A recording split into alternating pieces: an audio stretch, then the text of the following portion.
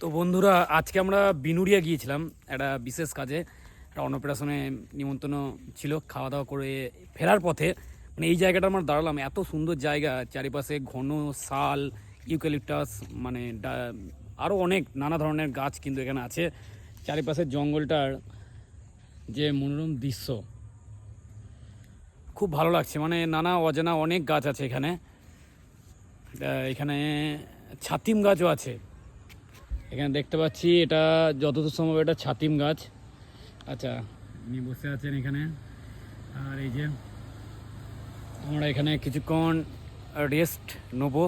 আর ওয়েদারটা খুব মনোরম, চারিপাশে বেশ রোদ নেই, মেঘলা মেঘলা ওয়েদার আছে, খুব সুন্দর লাগছে।